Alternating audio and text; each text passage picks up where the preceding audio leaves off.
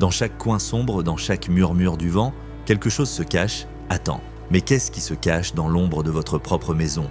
Il existe des objets communs qui, sans que nous nous en rendions compte, peuvent être des portails vers l'inconnu. Des objets qui attirent en des regards invisibles, des présences que l'on préfère peut-être garder à distance. Les miroirs antiques reflètent de bien plus que de simples images.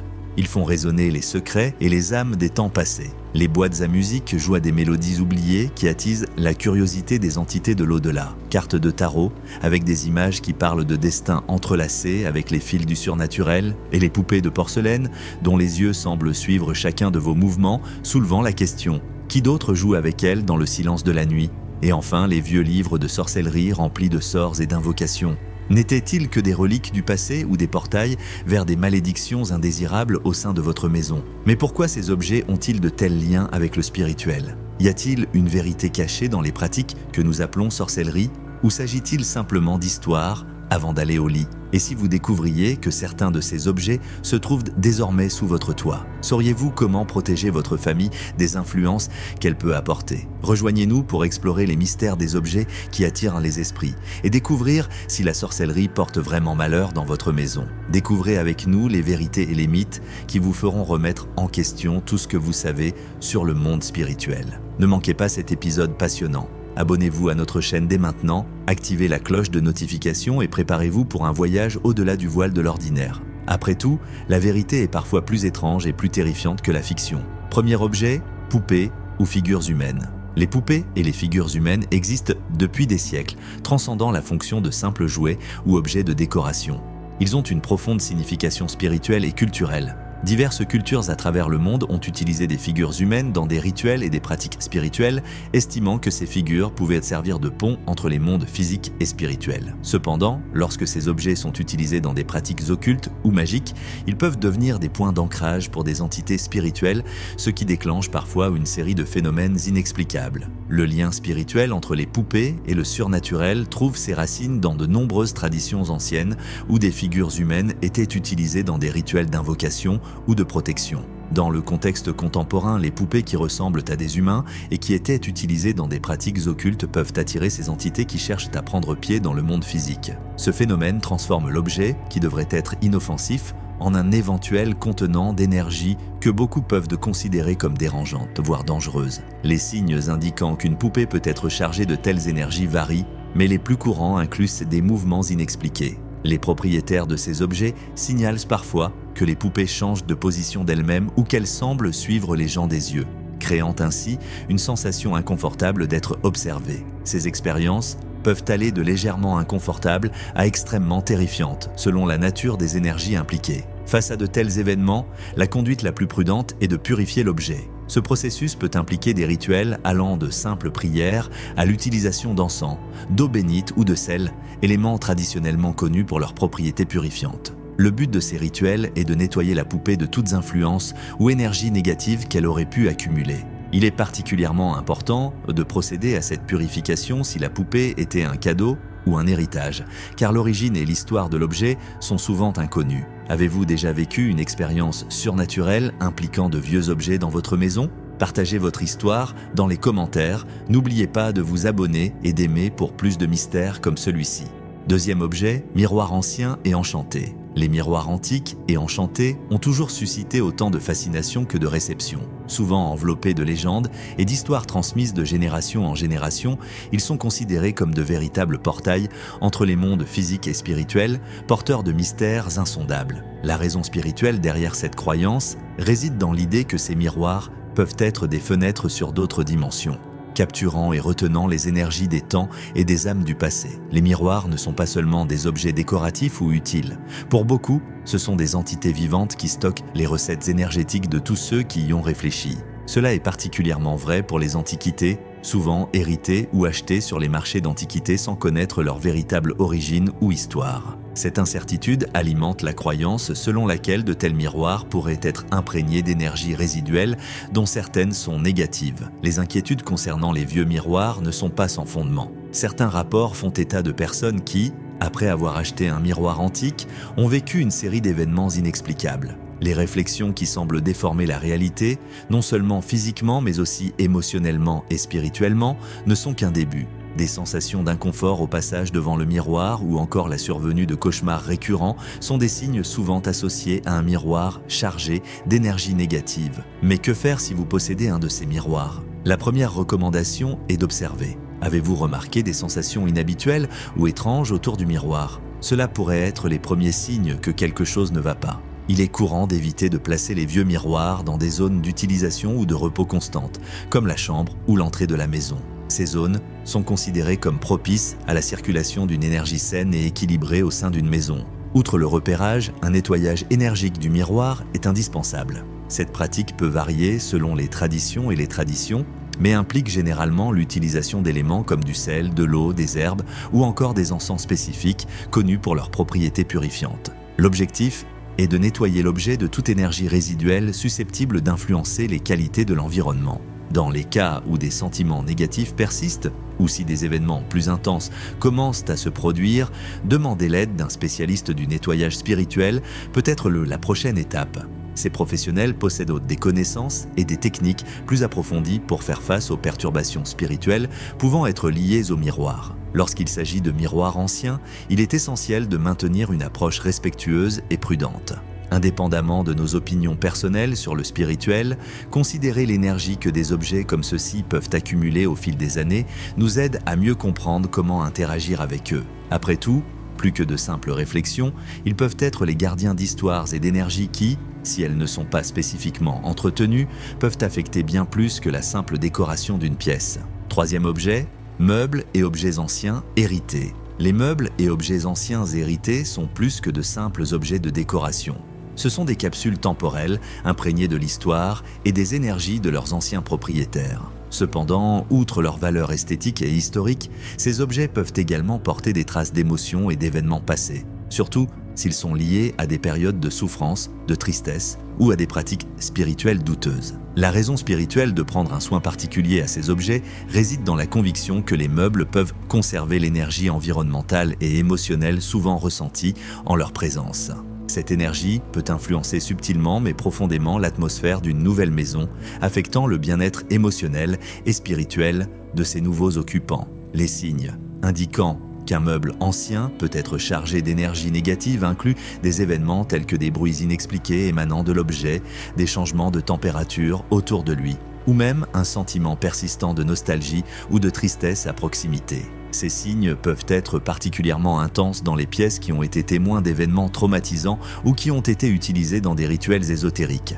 Quatrième objet, amulettes ou talismans d'origine inconnue. Les amulettes et talismans sont des objets chargés de sens et d'histoire. Depuis des temps immémoriaux, des personnes de différentes cultures ont utilisé ces petits objets comme source de protection, de chance et de pouvoir spirituel. Cependant, la provenance inconnue de ces amulettes peut entraîner des risques imprévus. Sans une connaissance adéquate de l'origine et de l'utilisation antérieure de ces objets, il est possible qu'ils soient imprégnés d'énergie non seulement inutile, mais aussi potentiellement nocive. La raison spirituelle de la prudence avec les amulettes et talismans d'origine incertaine réside dans la possibilité qu'ils aient été utilisés dans des pratiques spirituelles avec des intentions négatives, voire mauvaises. Ces objets, souvent transférés de main en main sans histoire claire, peuvent avoir accumulé des énergies qui contredisent leur objectif initial de protection et de chance. Les signes indiquant qu'une amulette ou un talisman peut être chargé négativement varient, mais certains des plus courants incluent une séquence d'événements malheureux comme une malchance constante. De plus, la présence de ces objets peut s'accompagner de bagarres constantes entre les membres de la famille ou d'un sentiment général d'oppression au sein du foyer, des environnements qui devraient être paisibles et sécuritaires. Face à ces évidences, il est essentiel d'agir pour neutraliser d'éventuels dommages. Le nettoyage énergétique des amulettes est une étape fondamentale dans ce processus. Cela peut être accompli grâce à des méthodes de purification traditionnelles telles que l'exposition à la fumée de bâtons d'encens connus pour leurs propriétés nettoyantes comme la sauge ou le palo santo, l'immersion dans l'eau salée ou l'exposition au soleil ou au clair de lune pendant des périodes prolongées. Si les méthodes de purification ne sont pas suffisantes ou si la sensation négative persiste, il est recommandé de jeter l'amulette. Cependant, l'élimination doit être effectuée de manière responsable. Idéalement, l'objet devrait être restitué à la nature d'une manière qui neutralise ces énergies. par exemple en l'enfouissant dans un sol éloigné, en le jetant dans un cours d'eau ou dans un autre environnement naturel capable de dissiper les énergies négatives sans causer de dommages. Ces actions reflètent non seulement un souci de bien-être personnel et familial, mais aussi une responsabilité spirituelle de gérer correctement les objets porteurs d'une charge énergétique importante. Les amulettes et les talismans sont puissants et les manipuler avec connaissance et respect peut garantir que leurs énergies sont utilisées pour le bien et non pour le mal. Par conséquent, lors de l'acquisition de nouvelles amulettes ou de la recherche d'objets anciens, il est crucial de considérer à la fois l'histoire et l'impact énergétique qu'elles peuvent avoir. Cinquième objet, objets religieux mal utilisés. Les objets religieux tels que les crucifix, les images de saints ou les amulettes sacrées ont pour beaucoup une signification profonde symbolisant la foi, la protection et la connexion spirituelle. Cependant, lorsqu'ils sont utilisés de manière inappropriée ou impliqués dans des rituels négatifs, ces objets peuvent absorber des énergies qui contredisent leurs objectifs sacrés d'origine,